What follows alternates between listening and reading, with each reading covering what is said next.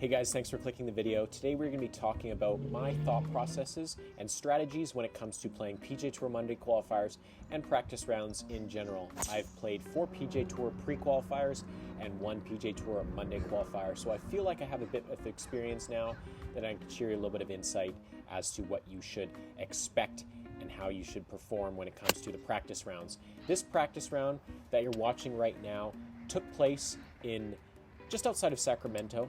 This is the Rancho Solano golf course, and this is the site of the PGA Tour pre-qualifier for the Fortinet Championship in Napa Valley. Now, I ended up actually winning this pre-qualifier. I shot 67, I shot 4 under, and I'm going to be showing you kind of how I go about my practice round. Now, the first thing you're going to see here when it comes to a short game shot, I walked up to the green. I wanted to see how much green I had to work with, if it looked soft, if it looked firm, see what I need to do with this. And this shot, I tried to hit a little bit higher just to see how it reacted on the green. Now, when it comes to practice rounds, I do like to play 18 holes, but I don't really care too much about the score itself. Obviously, I'd like to post a good score, and we absolutely whiffed on that birdie putt there. But the more important thing when it comes to practice rounds is I want to get a feel of the golf course itself, what the conditions are like, and what I can really expect when it comes to the round of golf the next day. Now, I'm never going to be one of those guys that hits 20 chips on each hole and kind of walks every single green and stuff like that. I will walk certain areas of the greens for the most part, but I like to play golf. I don't want to play a 6-hour practice round, stuff like that. I absolutely hate. Now, the first thing I like to do when it comes to these rounds of golf is I like to look at the scorecard, see how long the golf course is. Are there any drivable par 4s? How are the par 5s? And this course in particular, and I'll share the scorecard up there right now, it's quite short, 6,600 yards. In California, the ball's going to go far, so right away I know that the scores are going to be relatively on the lower side. This qualifier in particular, had 12 players and ties get through out of about 100 competitors. Now, what you can do is actually look at the last year or the previous year's scores to get a rough estimate of what it's going to take to get through, because on average it's going to be roughly the same. Anywhere from like 2 under to 5 under almost always gets in on these pre-qualifiers, depending on how many spots they actually give. Now, one thing I want you guys to take note of when you're looking at my scorecard is I do take a lot of notes. Ideally, I have my notepad with me, but I didn't in this case. And one thing before I move on, these red dots are going to come into play later on, and I'll explain that shortly. But when it comes to my scorecard here, I like to take notes. Every single club I hit into every green, where the wind direction was, whether it was in the rough, did I hit it well, did I hit it short, kind of getting a gauge of what shots I hit going into the holes the next day. I will bring the scorecard to me in the practice round just to see if I go to, let's say, the 4th hole. Oh, it was 100 yards. I actually hit a 50-degree wedge to try to take some spin off because this green in particular was very soft. So there's going to be a lot of things I'm going to take from the practice round into the actual round of golf itself. So moral of the story here is take lots of notes because you never know when they're going to come in handy. I think it's very important to be able to have a reference point of certain holes, certain shots, because if you're nervous, if you're not playing well, and you reference those notes and you be like, oh, I actually hit a perfect 7-iron pin high on this hole, and it's the same conditions, let's do the exact thing. Something like that is going to give you a tremendous amount of confidence hitting that shot, especially if you can reference to the practice round where you hit the exact same shot and you executed it perfectly. So don't underestimate taking notes. They come in handy. Now let's go back to these red dots. What these red dots do is they signify where the hole is going to be the next day. Now, we did this practice round the day before the tournament, so that means the pin is going to be right where that tee is. Now, what I like to do, and you're going to see it on the screen here, is I actually like to chart the greens myself, and I like to put where that dot is in reference to the pin sheet for the next day, so I can kind of get a good gauge of where I need to hit the shot. And I like to hit a few putts Ideally pin high because that's where I expect to be, and see how the putt reacts. And if it's something I don't necessarily expect, I'm going to write those notes down in my little notebook here. Again, when you're doing these practice rounds, you don't want to take a million hours to do this stuff, but I think it's very important to be taking good quality notes and definitely be charting the greens, especially here. I've learned that the greens are quite soft despite being in California. So what I did, I had 112 yards and I ended up hitting a 120-yard shot. It carried about 118 yards and it spun back to about 114 or 113 yards, and I had about a 6-7 footer for birdie, right? So I could reference that in the practice round so I could use it into the tournament the following day. And as you can see, I'm actually playing quite well. I'm -2 through 4 holes and had a really, really good chance here for birdie.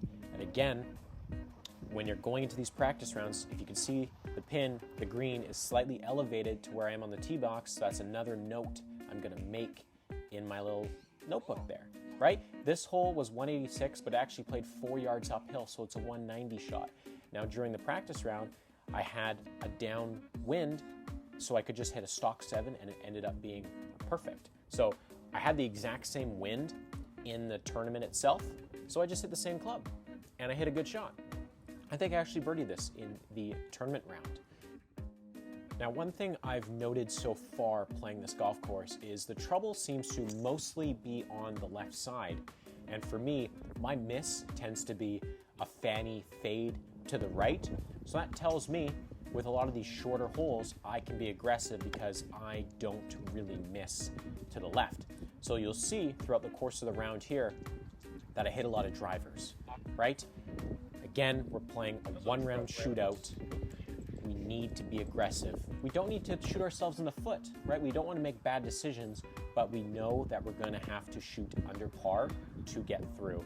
And if this was a PGA Tour Monday qualifier at this course, I would say the minimum score you'd trying to be firing would at least be a 65 because of how short the golf course is.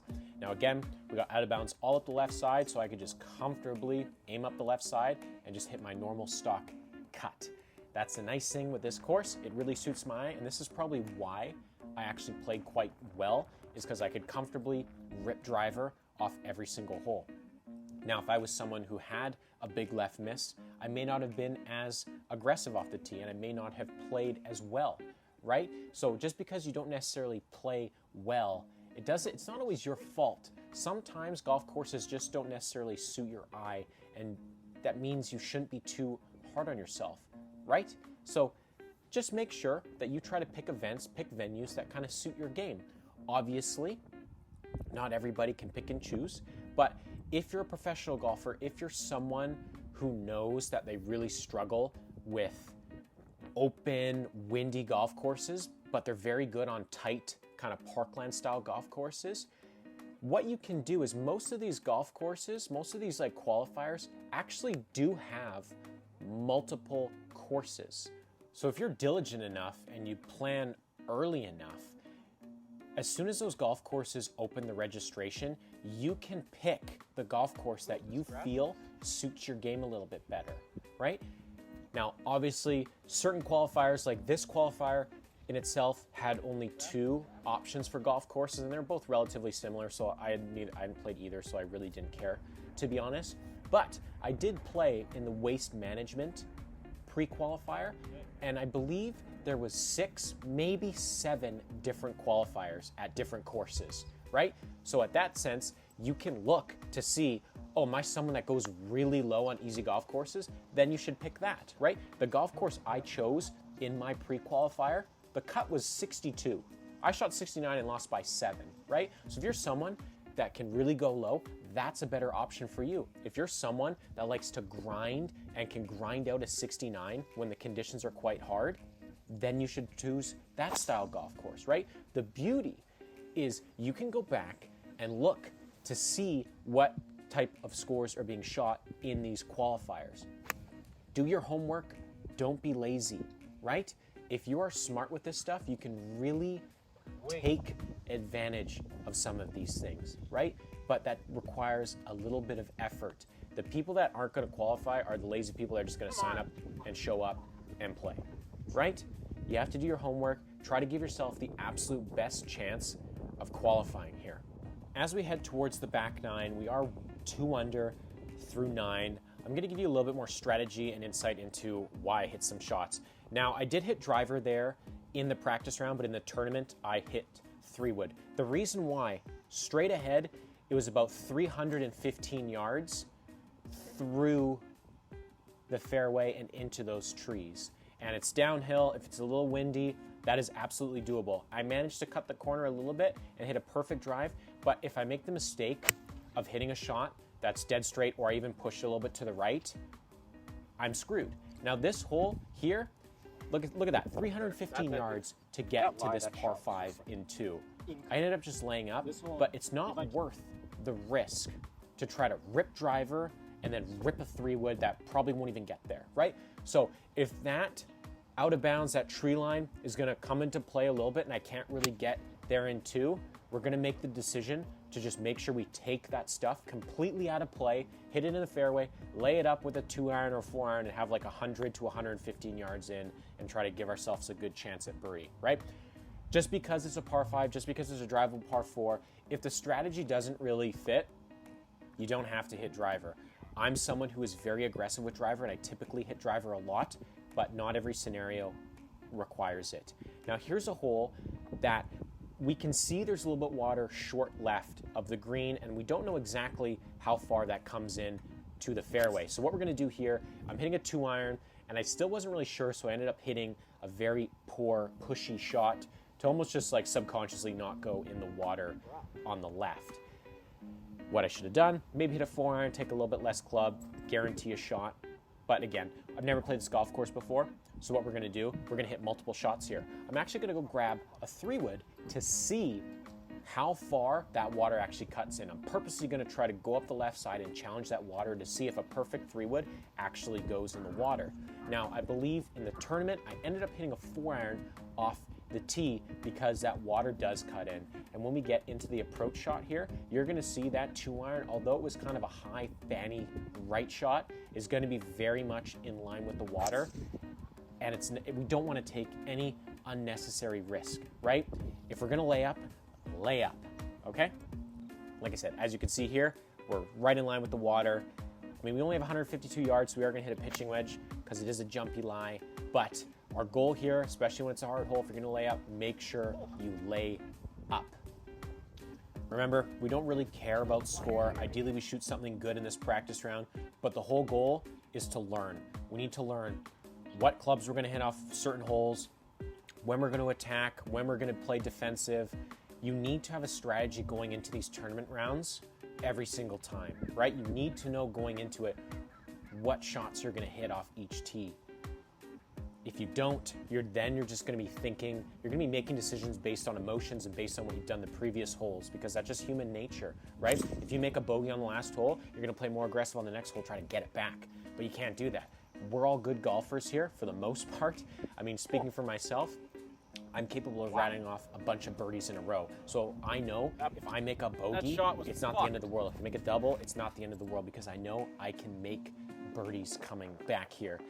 And I do apologize for not showing the putt on that massive par 3. For some reason, I don't know what happened. Either I didn't record it, it got deleted, who knows. I 2-putted for par. It's fine. Now, this hole, we're finally starting to get a little bit of trouble on the right side. So when that trouble's on the right side, what I typically like to do is aim up the left side and hit my safety cut. This shot is going to go significantly amount shorter, but it's very accurate. It's a club I can rely on, and I'm never going to miss left. My miss is going to be an overcut, but because I'm aiming so far left, I would have to hit a horrendous golf shot, almost like that putt, for it to not stay in play. Having a safety shot, again, when you're doing these qualifiers, when you're playing tournaments, it's so important.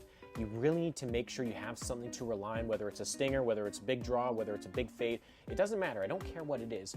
You need something to hit when stuff is going wrong, because in tournaments, and anyone that's played a tournament will tell you, stuff goes wrong all the time, right? You're gonna hit a shot where you double cross it, you blast it right, you hit it out of bounds, and then the next swing you're gonna be very tentative, right? And then you're gonna, instead of blasting it right, you're gonna quick snap hook it left to overcompensate. We don't want that. For me, I love that safety cut. And how I hit it, I choke up a little bit, I aim a little bit left, and all I try to do is just swing left. That's it. I'm not opening up the face, right? I'm keeping my club face relatively square, and I'm getting that curve by making sure that club path is going hard left. The more I swing left, the more it's gonna curve. Right? Now here's another good example of what you should do in a tournament, golf in general. I'm setting up for this shot here, and I am definitely aiming so much more right than I should, right? As opposed to correcting it in my stance, in the golf shot there, I back off, collect myself, and then really try to focus and make sure my alignment is a priority. There is no issue of taking a few extra seconds to make sure your setup is good. Most issues in the golf swing stem from an improper setup, whether you're aiming right, aiming left, standing too close, standing too far. You want to make sure you give yourself every chance at success. Golf is hard enough when everything is going perfectly right, when you're set up good, everything is going fine. Do not make it harder on yourself by setting up to a putt and thinking it breaks a little bit right and setting up there and be like, oh, I don't think it breaks that much right. So what I'm gonna do, I'm gonna pull it a little bit.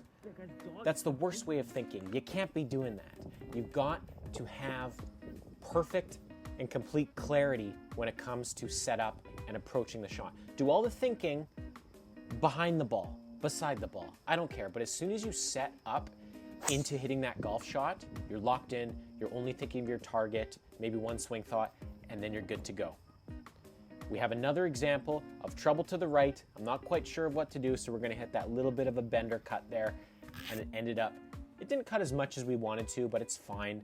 A short hole, we got a good chance at birdie if we can get up and down for about 75, 80 yards. Don't ask me about the camera angle here. I don't know what we were doing. I think I was playing around with the 3 zoom there. We got another chance for birdie.